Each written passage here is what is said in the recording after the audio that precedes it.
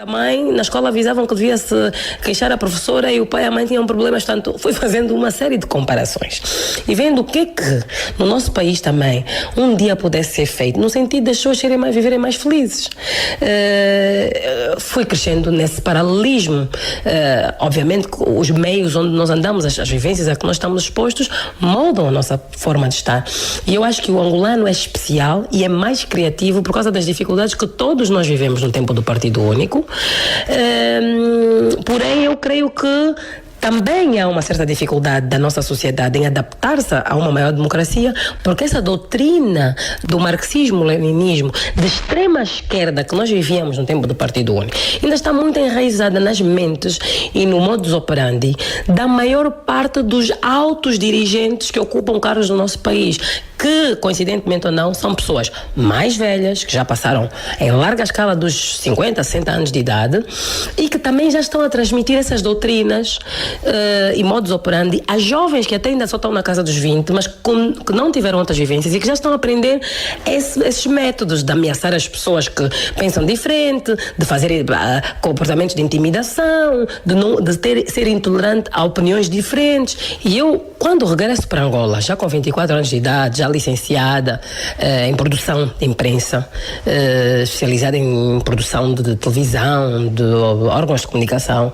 eu vim já ciente que em tudo que eu tocasse e tudo que eu fizesse, iria imprimir o melhor de mim dentro do possível, no sentido de ajudar o país a andar para a frente em matéria de uma maior democratização, de uma maior abertura, de uma maior tolerância, porque eu não vou negar, aquilo que aconteceu a doutora Maria Luísa Abrantes, minha mãe, marcou-me muito. As perseguições que eu vi acontecerem no seio do MPLA, do MPLA para pessoas ligadas à oposição, de pessoas da oposição entre si, marcou-me muito e negativamente. Se há algo que eu me debater sempre para que seja extinto em Angola, é que nunca mais persiga ninguém por ter uma opinião diferente a outra pessoa, seja política, seja em qualquer matéria. Ainda que a opinião dessa pessoa seja que o governo deve cair e deve haver novas eleições, por exemplo, é um direito constitucional de qualquer cidadão pensar isso.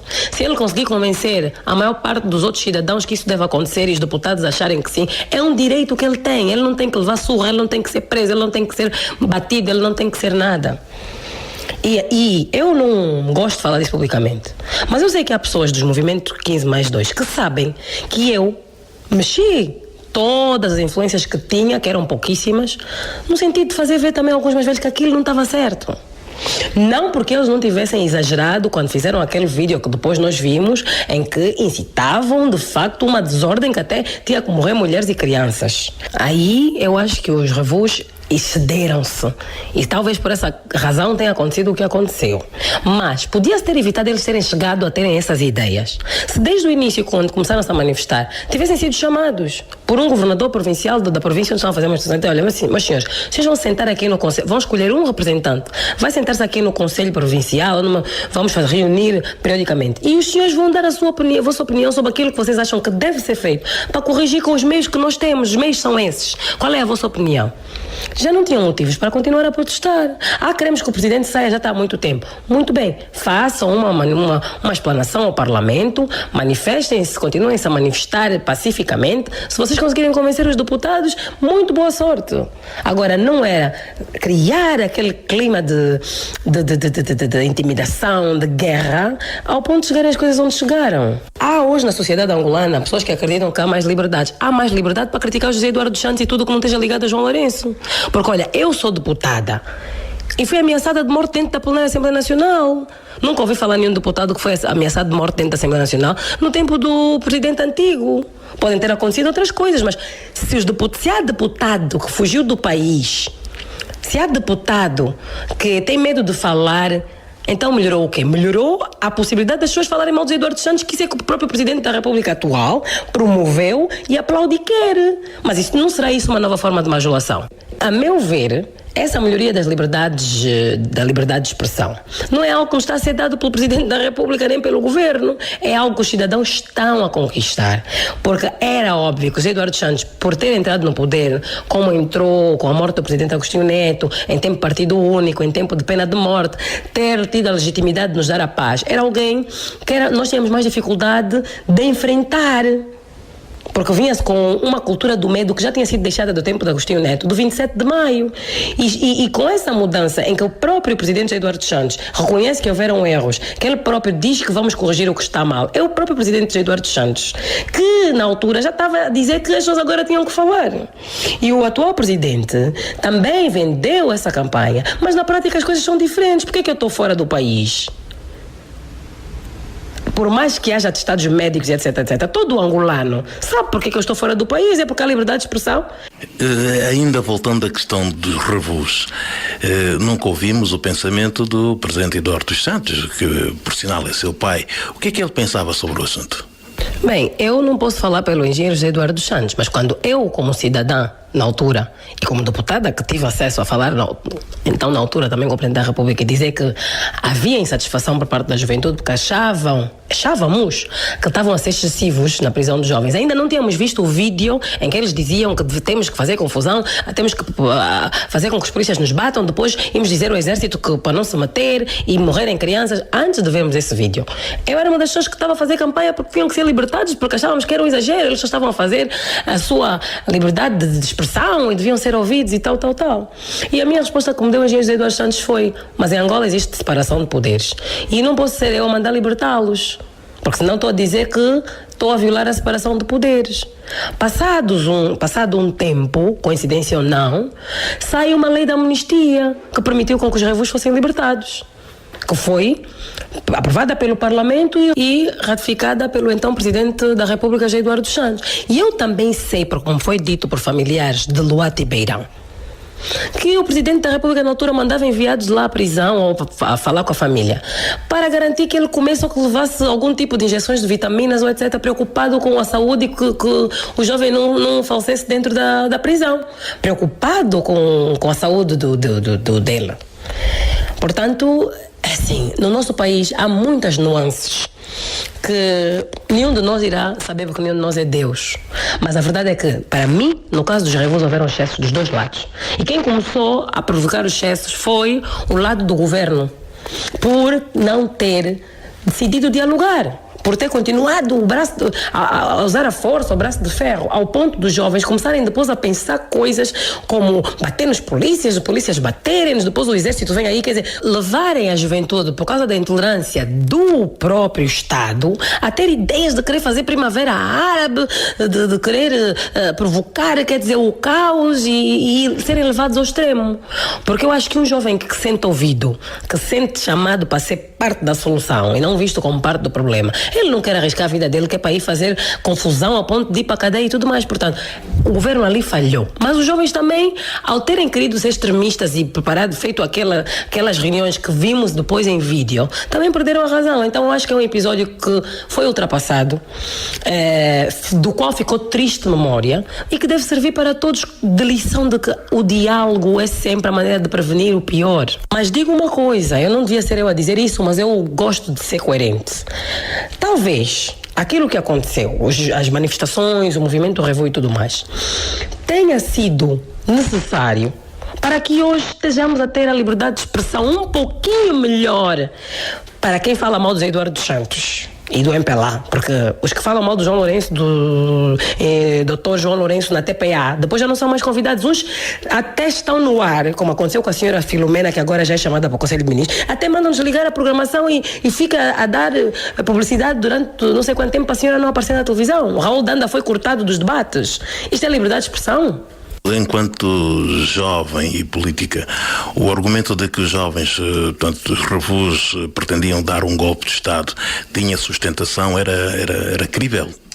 É assim, por aquilo que eu acabei de dizer, depreende-se que eu A leitura que eu tenho, que era a leitura que todos tínhamos, desculpa, mas não vamos também ser ingênuos, eles queriam provocar uma queda do regime, eles queriam fazer uma primavera árabe. Já nas últimas, quando vimos o vídeo dos jovens a fazer o plano, era exatamente o plano e a estratégia que levou a que a primavera árabe acontecesse o que aconteceu no Egito e em outros países, na Tunísia, etc. Eles queriam provocar aquilo para fazer cair o governo com uma revolução.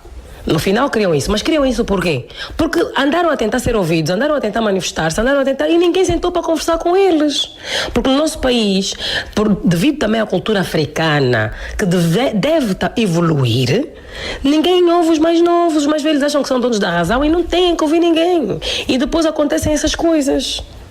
Veja o meu caso. Olha a situação em que está o MPLA face José dos Santos. Há necessidade disso? Não se pode dialogar? Olha, e uma coisa de que eu me orgulho muito,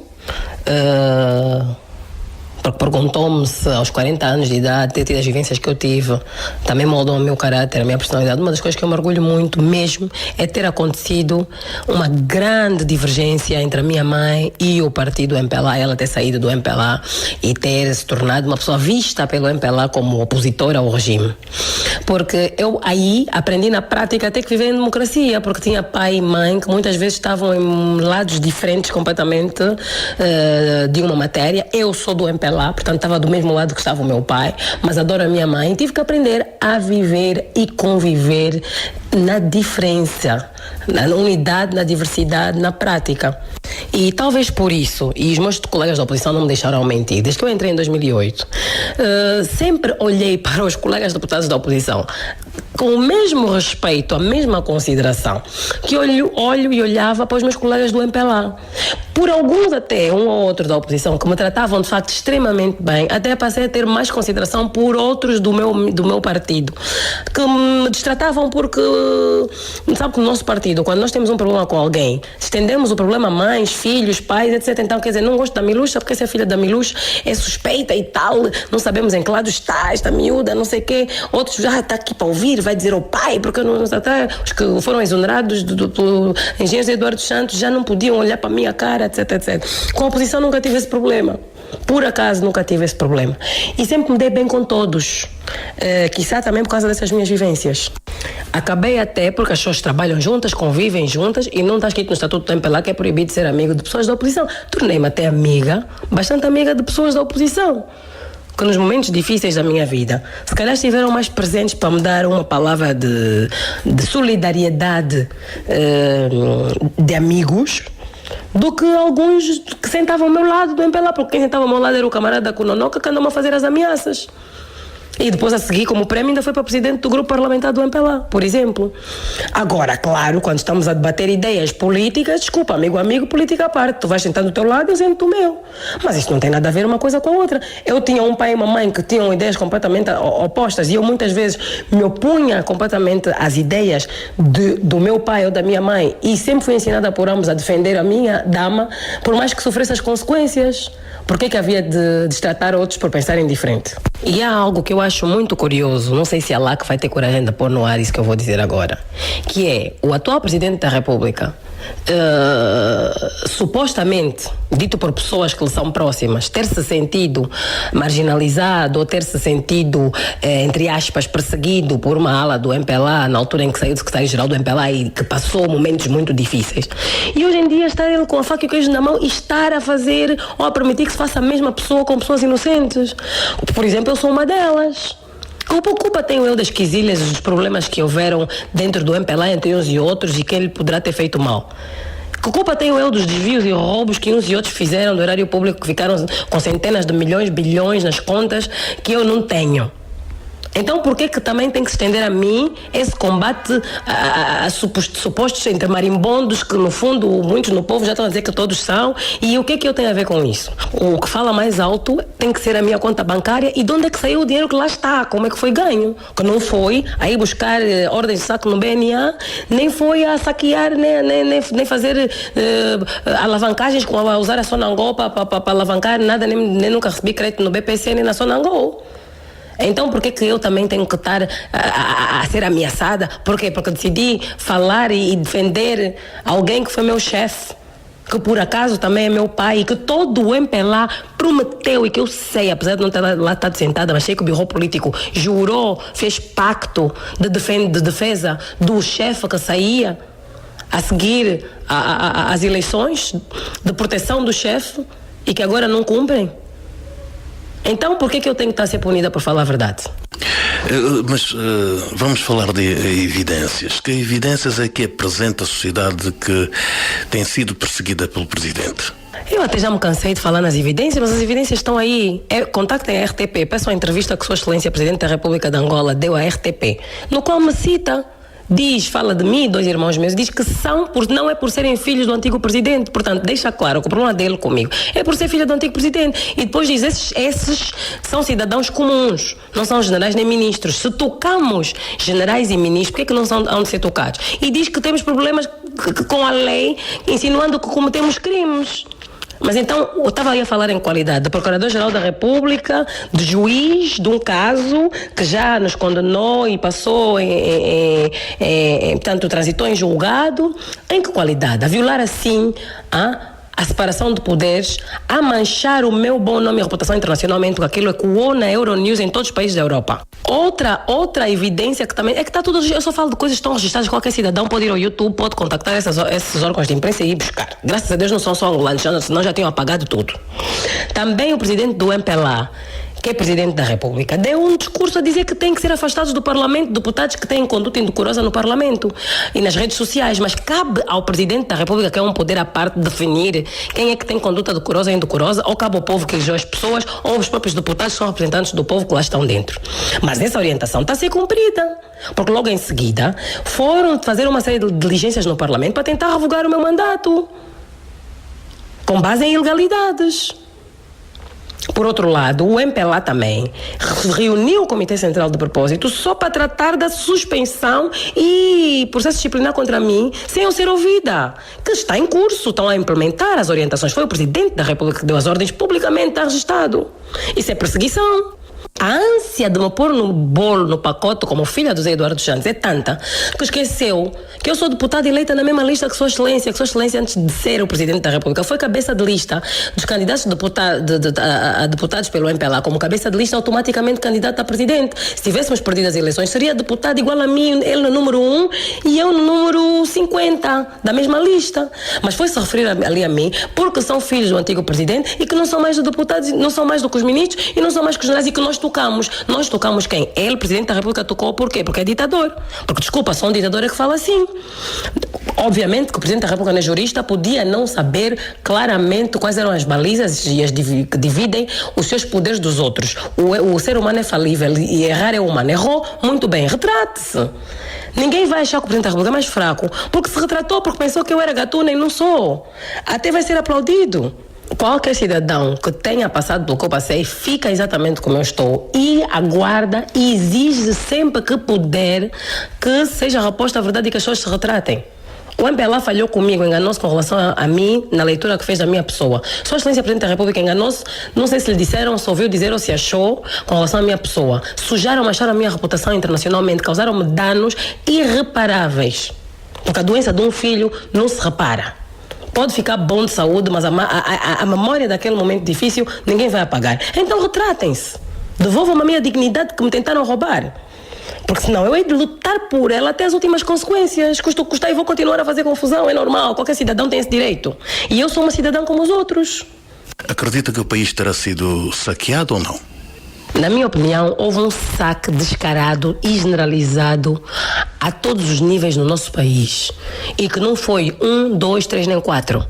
Só que cada um aproveitando-se da posição de serviço. João Paulo Ganga uma vez disse na TV Zimbi, eu concordo com ele, criou-se uma cultura de que cada um aproveitava-se da posição em que estava para comer não sei o que com o cabrito como não está amarrado, que é para beneficiar-se assim, não sei quantos, etc, parentes, etc, em prejuízo do bem maior e do bem comum. Esta é a minha opinião. Foi generalizado, houveram exceções, mas aqueles que não fizeram foram exceções. Então, como é que se corrige um mal que está generalizado? Como é que se mata um cancro que já ocupou o país, o corpo todo do ser humano? Só com uma quimioterapia generalizada. Mas não é para matar a pessoa. Tem que dar a dose certa. E nós não podemos ser radicais a combater uma coisa que está generalizada. Ou se leva todas as pessoas e começa-se pelos que roubaram mais, alguns dos quais continuam dentro da presidência e a entrar e sair de reuniões com Sua Excelência Presidente da República e continuar a merecer negócios com o governo, ou tem que se fazer, ou tem que se dialogar com a sociedade e ver qual é a solução. E eu digo mais, pelo que eu tenho estado a perceber, aqueles mesmo que são a exceção, que são os que não roubaram, não fizeram coisas horríveis, são os primeiros que estão a levar pancada, como eu, Norberto Garcia e outros. A minha própria mãe, coitada, só por ter filhos com o presidente, também já queriam acusar a senhora de ANIPs e não sei o que, teve que vir as próprias pessoas ligadas à ANIP, acho que na altura até o Norberto Garcia e ela própria, defender-se. Então, nós não vemos. As pessoas que convivem na elite angolana não sabem, não costumam ver a mim apanhar o avião da TAG, da TAP, a levantar a minha mala do tapete. Os senhores trabalham nos terminais dos jatos privados, não sabem quem são os marimbondos moras e continuam ao lado do Presidente da República. Por quê? Por isso, aí está a resposta da pergunta que me fez. Por que eu estou a mirar-me no Presidente da República? Porque, desculpa, eu estou a mirar-me no Presidente da República porque não estou a entender qual é o problema do Presidente da República comigo. Eu fui das pessoas que mais apoiei o camarada João Lourenço como candidato, é meu vizinho do lado. Eu sempre fui fã da camarada Ana Dias, que também vem a ser minha tia até, parente da minha mãe. E não compreendo como é que do dia para a noite, logo que tomam posse, mudam completamente. E aliás, logo que entra como vice-presidente do MPLA, eu começo logo a ser vítima de uma perseguição impiedosa dentro das bases do MPLA no Comitê Provincial de Luanda. E há muitas testemunhas aí para ver, de mandarem desmobilizar o Comitê dos Empresários do partido, porque mobilizou mais de 1.500 pessoas que é para irem ao primeiro ato de apresentação do vice-presidente do MPLA, na altura a camarada João Lourenço, e os outros comitês de ação, dos outros comitês de especialidade, cada um só conseguiu no máximo 200 pessoas. Assustaram-se com a minha capacidade de mobilização, perceberam que eu sou uma pessoa que tenho força, e no MPLA não suportam militantes isolados que começam a ser formadores de opinião e que começam a ter muito apoio. E depois a minha própria página do Facebook, que eu inocentemente criei em março de 2017, nem sabia que o candidato do MPLA também tinha uma página, começou a ultrapassar a página do candidato. O jovem que geria a minha página começou a receber ameaças, inclusive começaram a mandar o jovem bloquear a página e boicotar a minha página das redes sociais porque estava a ultrapassar a página do presidente do partido. Mas o que é que uma coisa tem a ver com a outra? A Titica também tem mais seguidores que o presidente do partido e não é por isso que também quer ser presidente. O MPLA tem que parar com isso. E ainda que ultrapassasse, ainda que eu me torne mais popular que o presidente do MPLA e que ainda que o povo queira que eu que seja presidente, qual é o problema? Faz parte da democracia, faz parte do jogo. Aperta-se a mão da pessoa que nos superou, dá-se parabéns e vai-se embora. E a pessoa deixa-nos ir embora sem perseguir. Qual é a dificuldade de aceitar o jogo democrático e fair play desses cotas, desses nossos mais velhos? Nós temos muito respeito pelos mais velhos, mas também não vamos continuar a aceitar. Viver toda a vida, eu vou chegar até velha com o mesmo regime que tinha no tempo do Agostinho Neto e do camarada Zé Eduardo Santos. Tudo bem, era meu pai. O camarada presidente Agostinho Neto era pai de uma senhora com muita admiro, Irene Neto, mas não vamos misturar o lado familiar com as nossas ideias. Nós, filhos, não temos de ter as mesmas ideias dos pais. Nós também queremos ver Angola como as outras democracias plenas, totais. Se for votado por deliberação, que, olha, nós já não lhe queremos mais aqui porque foi eleito, foi votado, foi deliberado, eu vou aceitar. Como aconteceu, olha, aquele senhor, o doutor Chivuco Vuco, foi tirado da casa CE, aceitou a sua deliberação que foi feita, foi criar o partido dele.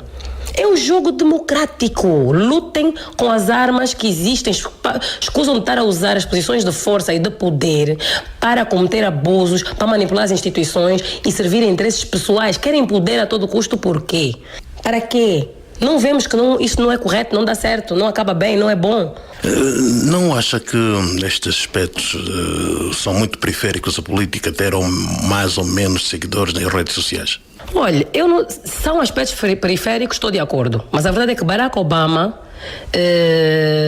foi através das redes sociais que começou a financiar-se para ser candidato a presidente dos Estados Unidos da América. E lá chegou assim. E fez muito bem a gestão da sua imagem através do seu trabalho como presidente da República, mas as redes sociais foram um grande apoio. Jair Bolsonaro chegou à presidência da República, era um deputado desconhecido da maior parte dos brasileiros, chegou à presidência da República porque ficou conhecido com ilustres áudios WhatsApp. Donald Trump, a mesma coisa. Eu não estou a dizer que eu quero fazer isso, mas suponho que seja por isso que ficaram assustados comigo. É o que pensem que há algum plano por trás, desacreditação do presidente da República, qualquer coisa, porque no MPLA, infelizmente, temos a cultura também de ver fantasmas por todo lado, até desconfiam da própria sombra e de agir desta maneira. Mas o mundo mudou, já não é assim. Vamos para um breve intervalo. Eu estou a conversar com a senhora deputada Xizé dos Santos. Vamos para um breve intervalo e voltamos já já. Todas as terças-feiras no ar, o seu café da manhã.